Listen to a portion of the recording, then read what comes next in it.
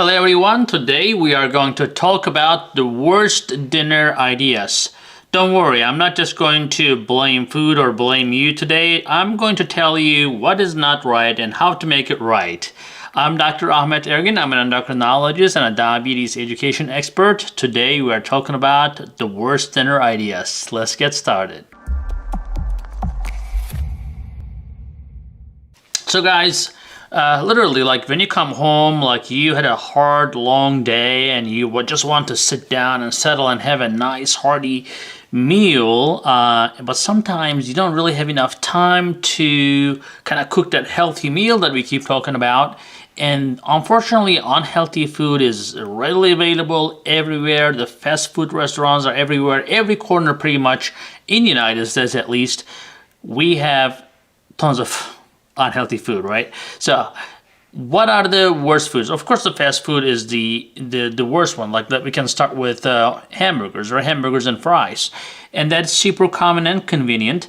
But that's something you definitely have to avoid. There's really no healthy hamburger, to be honest with you. Because especially, I mean, if you're making it at home, that's not a big deal. If you're making it at home, and I'll explain to you in a second, but if you're buying from outside, they're all processed, right? So those processed meats, unfortunately, even if it doesn't increase your blood sugar as much, you may think that, oh, my blood sugar is not going up, but you're still introducing a lot of toxic chemicals, preservatives, all this nasty stuff, excessive salt, that drives your blood pressure up, gives you edema, swelling, inflammation in your body. So it's not just about the blood sugar. When you make a choice, you need to make a healthy choice to help your overall health.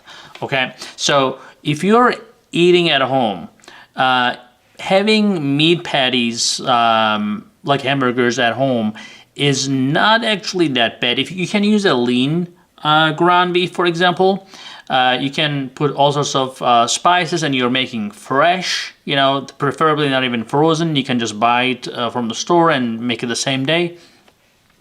And you can put as much olive oil as you want, because most of the time when you cook those things, especially if you grill them, you want some fat in it to make it taste good. Of course, you don't want to use high heat with the olive oil, but you can definitely add olive oil. You can actually mix olive oil with some other spices like oregano, pepper, some other things that you like. Rosemary, for example, would be great, especially for the meat.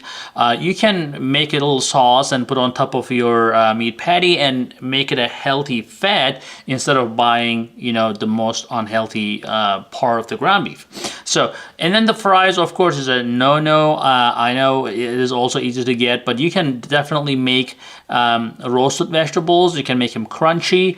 There's a lot of nice crunchy vegetables out there. Now, the vegetables, you can buy them frozen, right? So you can, as long as they're not processed, as long as just frozen vegetables are okay. You can just already fresh cut, you just need to saute them or just roast them. And it's not really that hard. It's going to take you maybe 15-20 minutes, but that can replace your fries very well. Now, another thing that's commonly found in American diet, unfortunately, is hot dogs. There are very rare people who really don't like hot dogs, and that's because they're raised with it. When you're raised with a food, no matter how bad it is, you just like it. So with the hot dogs, the problem with it, there's really, again, no healthy hot dog. You're not going to end up buying this with preservatives in it, and they're going to put it in a bun, and that bun is just going to be just simple carb, right? So the bread.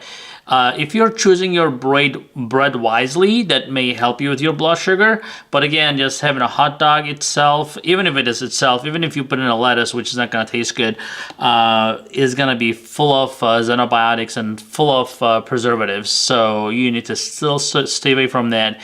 And to be honest with you, I don't have a good alternative for you for that type of food. So that's totally out. Now, pasta is very tasty and convenient, and I know a lot of people love it. Doesn't matter if you have diabetes or not, pasta is something that people are always having a hard time to quit. Now, definitely, I mean, even if you use a whole wheat or whatever, pasta will spike your blood sugar. What you can do, you can adapt to pastas that are made from zucchini, pastas made from like shiitake, pastas made from konjac. It's a little different taste, but it's not too difficult to adopt.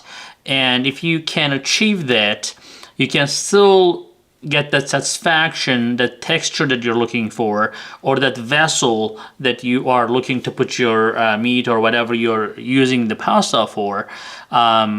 It can still satisfy you and prevent the blood sugar spikes. But just having regular pasta in your diet, even if a couple times a week, is definitely not a good idea at all.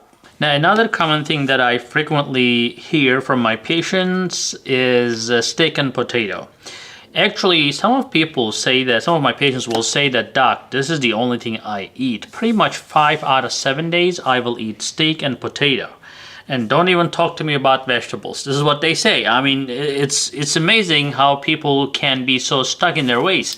But to be honest with you, I mean, steak, fine. Maybe if you're eating twice a week, I wouldn't hold you back too much. I mean, the red meat is not necessarily good for you if you're consuming too much. But just having potatoes with it, like mashed potatoes or fries with it, is just not going to help you at all for your diabetes. Now, what can you do? Well, you can use parsnip, right? So parsnip is something that not a lot of people know about. And parsnip, you can basically mash it and it's gonna taste almost like potato and it looks like a potato, and you can spice it up a little bit. You can put some spices or some parsley, whatever you want to put in there, and it's gonna look really great and you're gonna get used to it. So it's not like the potato is the only thing you have to have with the steak.